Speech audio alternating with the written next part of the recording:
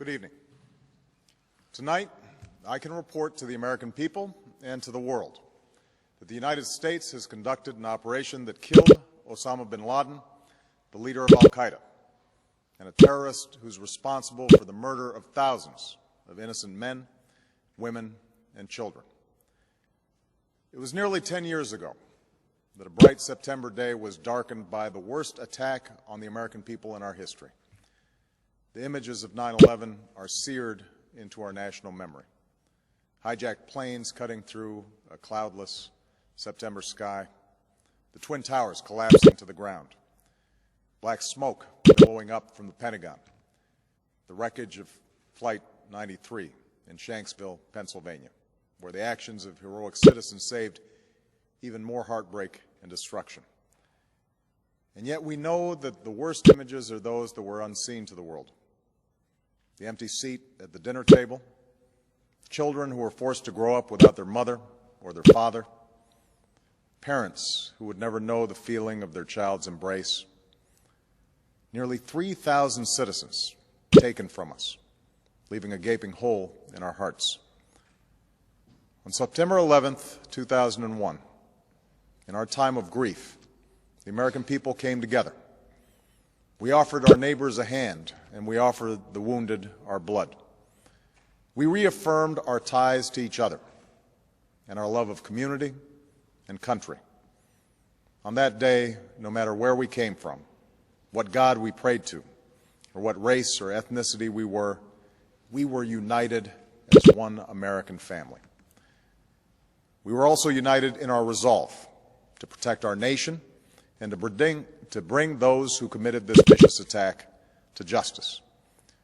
We quickly learned that the 9/11 attacks were carried out by al-Qaeda, an organization headed by Osama bin Laden, which had openly declared war on the United States and was committed to killing innocents in our country and around the globe. And so we went to war against al-Qaeda to protect our citizens, our friends, and our allies. Over the last 10 years, thanks to the tireless and heroic work of our military and our counterterrorism professionals, we've made great strides in that effort.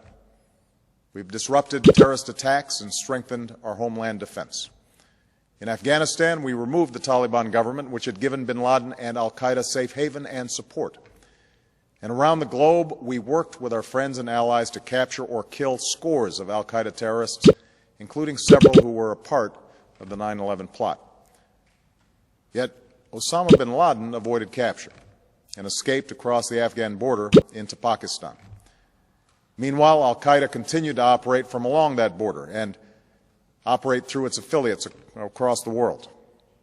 And so shortly after taking office, I directed Leon Panetta, the director of the CIA, to make the killing or capture of bin Laden the top priority of our war against al-Qaeda, even as we continued our broader efforts to disrupt, dismantle, and defeat his network. Then, last August, after years of painstaking work by our intelligence community, I was briefed on a possible lead to bin Laden. It was far from certain, and it took many months to run this thread to ground. I met repeatedly with my national security team as we developed more information about the possibility that we had located bin Laden hiding within a compound deep inside Pakistan. And finally, last week, I determined that we had enough intelligence to take action and authorized an operation to get Osama bin Laden and bring him to justice.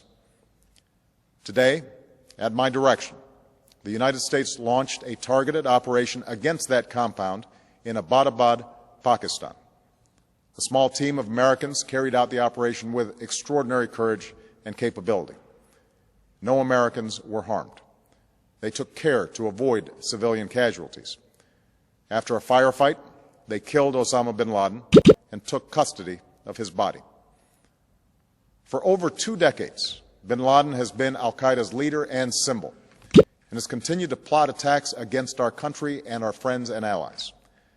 The death of bin Laden marks the most significant achievement to date in our nation's effort to defeat al-Qaeda.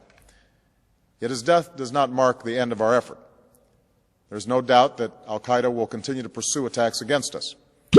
We must and we will remain vigilant at home and abroad. As we do, we must also reaffirm that the United States is not and never will be at war with Islam. I've made clear, just as President Bush did shortly after 9/11, that our war is not against Islam. Bin Laden was not a Muslim leader.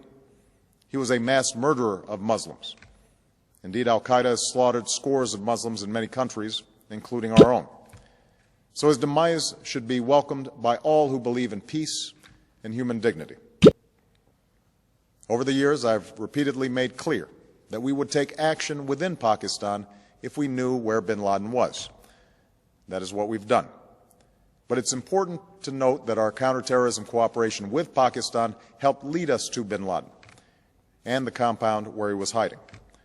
Indeed, bin Laden had declared war against Pakistan as well and ordered attacks against the Pakistani people. Tonight, I called President Zardari, and my team has also spoken with their Pakistani counterparts. They agree that this is a good and historic day for both of our nations. And going forward, it is essential that Pakistan continue to join us in the fight against al-Qaeda and its affiliates. The American people did not choose this fight. It came to our shores and started with the senseless slaughter of our citizens. After nearly 10 years of service, struggle, and sacrifice, we know well the costs of war. These efforts weigh on me every time I, as Commander-in-Chief, have to sign a letter to a family that has lost a loved one, or look into the eyes of a service member who's been gravely wounded. So Americans understand the costs of war. Yet, as a country, we will never tolerate our security being threatened, nor stand idly by when our people have been killed. We will be relentless in defense of our citizens and our friends and allies. We will be true to the values that make us who we are. And on nights like this one, we can say to those families who have lost loved ones to al-Qaeda's terror, justice has been done. Tonight we give thanks to the countless intelligence and counterterrorism professionals who've worked tirelessly to achieve this outcome.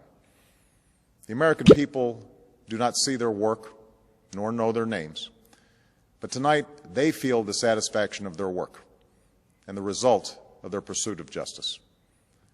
We give thanks for the men who carried out this operation, for they exemplify the professionalism, patriotism, and unparalleled courage of those who serve our country.